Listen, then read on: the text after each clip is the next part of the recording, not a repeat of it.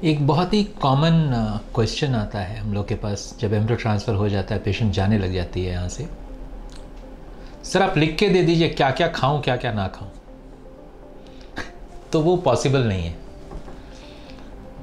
और वो जो चार्ट बनाते हैं ना, वो चार्ट आप 2 दिन 3 दिन फॉलो करते हैं, उसके बाद वो चाय आपका कोई कोना में डब्बा में डाला हो रहता है कागज़, एंड आप अपना फॉलो करते हैं। But that is the best thing. लेकिन क्या खा रहे हैं, क्या खाएं क्या ना खाएं, ये बहुत इम्पॉर्टेंट होता है इस फेज़ में। सबसे पहला चीज़ जो एम्ब्रियो ट्रांसफ़र के बाद हम बोलते हैं आप 1-2 दिन रेस्ट कीजिए, लेकिन हम लोगों का जो एक्सपीरियंस है और जो हम लोगों ने जाना है इसमें कि आप इस पे बहुत ज़्यादा मानते नहीं इस बात को।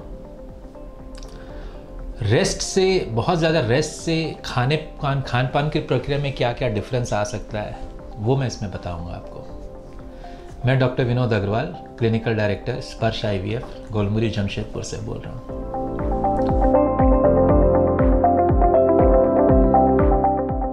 जब आप रेस्ट करते हैं ना बहुत ज़्यादा, ये तो बहुत सिंपल नॉलेज है कि आप रेस्ट करेंगे तो नेचुरली आपका डाइजेस्टिव प्रोसेस स्लो डाउन हो जाएगा। बोलते हैं आप खा के चलिए, थोड़ा जल्दी डाइजेस्ट हो जाता है, राइट। रात को भी खा लेते हैं तो थोड़ा टहल लीजिए तो डाइजेस्ट हो जाएगा, मतलब फूड थोड़ा नीचे चला जाएगा तो इजी डाइजेशन होती है, नींद अच्छी आती है। बट यहाँ आप जब आप रेस्ट कर रहे हैं ना, तब आपको खाने पीने में बहुत खास ध्यान रखना पड़ता है। सबसे पहला चीज़, ये 24 आवर्स रेस्ट नहीं, बेड से हिल ही नहीं रहे, मेरा प्रेगनेंसी हो जाना चाहिए। पूरे मेडिकल साइंस, IVF साइंस में कोई ऐसा लिटरेचर नहीं है जो आपको ये बोलता हो कि आप पूरा रेस्ट कीजिए तो आपको प्रेगनेंसी रुक जाएगा। अगर वैसा कुछ होता तो हम एम्ब्रियो ट्रांसफ़र करके हम एक बगल में बिल्डिंग बनाते, उसमें पूरा बेड्स लगाते, उसमें पेशेंट 15 दिन आराम से रहता नहीं, और फिर आराम से पे भी करता। तो उससे उसको अगर वो सिचुएशन प्रेगनेंसी के लिए हेल्प करने का होता तो बहुत और कुछ करने की ज़रूरत ही नहीं ना, फिर तो आप रेस्ट कीजिए प्रेगनेंसी हो जाएगा, ऐसा नहीं होता। तो वो जो फैक्टर है रेस्ट का, उससे नहीं होता। मैं आपको एक सिंपल एग्जांपल देता हूँ। आपने देखा है बड़े बड़े कंस्ट्रक्शन साइट्स पे वो जो लेबरर्स होती हैं, इतना भारी भारी मटेरियल उठा के चलती हैं, चढ़ती हैं, उनको तो प्रेगनेंसी आराम से होता है, कोई प्रॉब्लम नहीं होता। वो तो रेस्ट नहीं कर रही, उनका भी एम्ब्रियो आके वहाँ पे रुका है, राइट। तो हाँ, जहाँ आपको पता होता है कि एम्ब्रियो डाला हुआ है, वहाँ थोड़ा प्रिकॉशंस ज़रूर लेना चाहिए, लेकिन कंप्लीट बेड रेस्ट का कोई रोल नहीं है प्रेगनेंसी होने पे। तो जब आप कंप्लीट बेड रेस्ट पे, नॉर्मली जो हमारा एक्सपीरियंस में वही बुरा था कि नहीं, हम चाहे आपको 2 दिन बोले, हमको मालूम है 90% लोग 15 दिन तक बेड रेस्ट करते हैं। तो रेस्ट के फेज़ में ना डाइजेशन की प्रक्रिया थोड़ी गड़बड़ाती है, चेंजेस आते हैं। तो पहला चीज़ है, आप अपने बॉडी को अच्छे से हाइड्रेटेड रखिए। पानी की मात्रा, जूसेस, बहुत ज़्यादा जूस नहीं, I would say coconut water हो गया, प्लेन पानी हो गया, उसकी मात्रा को थोड़ा ज़्यादा रखिएगा तो क्या होगा, बॉडी अच्छे से हाइड्रेटेड रहेगी। तो क्योंकि लिक्विड्स जो है ना, पानी वगैरह, आपको वैसे भी कॉन्स्टिपेशन नहीं होने देता, राइट। आपका एक कंसर्न आएगा, नहीं अगर हम ज़्यादा पानी पिएंगे तो हमको बार बार टॉयलेट जाना पड़ेगा, फिर बेड रेस्ट कैसे होगा, वो कंसर्न नहीं है। Don't worry, that is not the concern at all. आपको टॉयलेट लगता है, आप टॉयलेट जाइए, कोई प्रॉब्लम नहीं है, ठीक है। तो first thing, keep your body well hydrated. खाना में absolutely no to fried items. Fried items just because not IVF हुआ है, बिकॉज आप रेस्ट पे हैं, तो फ्राइड आइटम्स जल्दी से डाइजेस्ट नहीं होती है। बहुत सिंपल जो कुक्ड फूड है घर का, वो खाइए, दाल चावल रोटी सब्जी दही, so you can take all this things. बहुत रिचली प्रिपरेशंस नहीं होने चाहिए। घर में लोग अपना आजकल पनीर बटर मसाला बनाने लग गए, चिकन बनाने लग गए, तो avoid those things, because oil content ज़्यादा रहेगा तो उसका फैट कंटेंट ज़्यादा होता है। फैट कंटेंट ज़्यादा रहेगा तो नेचुरली आपका जो डाइजेस्टिव सिस्टम है उसमें एफर्ट ज़्यादा लगती है, and since you are not moving much, तो उसमें थोड़ा सा प्रॉब्लम होगा डाइजेशन में, फिर आपको पेट फुला फुला लगेगा, आपको लगेगा गैस हो गया है, कैसे होगा। चलो सर को फ़ोन करते हैं, मेरा प्रॉब्लम नहीं है, फ़ोन कीजिए आप, मेरे को कोई प्रॉब्लम नहीं है।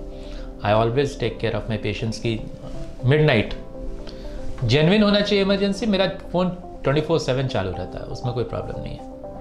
बट अल्टीमेटली सफ़र तो आप ही कर रहे हैं ना, तो आपको जो एडवाइस किया गया था कि ये नहीं खाना वो नहीं खाना, आप उल्टा खाएंगे तो प्रॉब्लम आप ही को फेस करना है। So try to follow the instructions.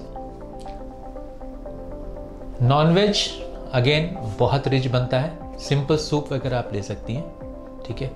But nonveg में जो रहता है वो आपको ध्यान रखना है कि बहुत हाईली कुक्ड या बहुत ज़्यादा तंदूर टाइप का चीज़ यू शुड अवॉइड, ठीक है। Take salad items. Salad items easily digestible होती हैं और आपका मोशन होने में भी प्रॉब्लम नहीं होगा, ठीक है।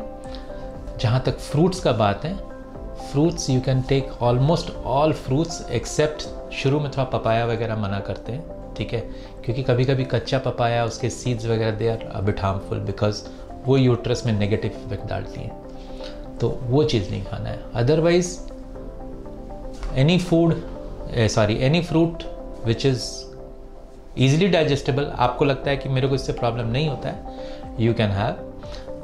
जो खट्टे होते हैं थोड़े से, जिसमें विटामिन सी बहुत ज़्यादा होता है, उसी में एंटीऑक्सीडेंट्स बहुत ज़्यादा होते हैं, तो एंटीऑक्सीडेंट्स रिच फूड्स होते हैं ना, वो आप आराम से लीजिए, उसमें आपको काफ़ी हेल्प होगा तो overall digestive process and overall health improvement में। तो उस फेज़ में आपको खाने में बहुत ज़्यादा ध्यान देना पड़ता है कि आप क्या खा रहे हैं। मैं फिर से समझा रहा हूँ, कोई फैंसी फूड नहीं है कि वो आई डोंट नो क्या क्या नाम है उन सैलड आइटम्स का, ठीक है, ये ले लो, वो ले लो, ये ले लो। No, it's not like that.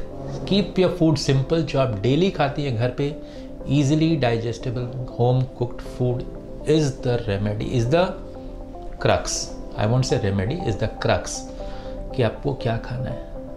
So this is regarding आपको क्या खाना चाहिए, क्या पीना चाहिए।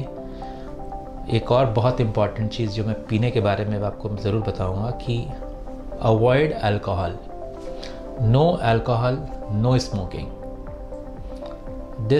ये दोनों चीज़ें बहुत ही ख़राब इफ़ेक्ट डालती हैं आपके पूरे ओवरऑल आईवीएफ प्रोसेस और प्रेगनेंसी रुकने में, या फिर अगर रुक गया तो भी उसमें अगर आपका अल्कोहल आप ले रही हैं तो उसमें बच्चे में या फिर अबॉर्शंस होने के चांसेस बढ़ जाते हैं। So you have to be very cautious कि अगर आपको if you are addicted to alcohol और स्मोकिंग, एकदम टोटली छोड़ना है उस चीज़ को। सो ये था कि आपको क्या क्या खाना चाहिए, क्या नहीं खाना चाहिए, क्या छोड़ देना चाहिए।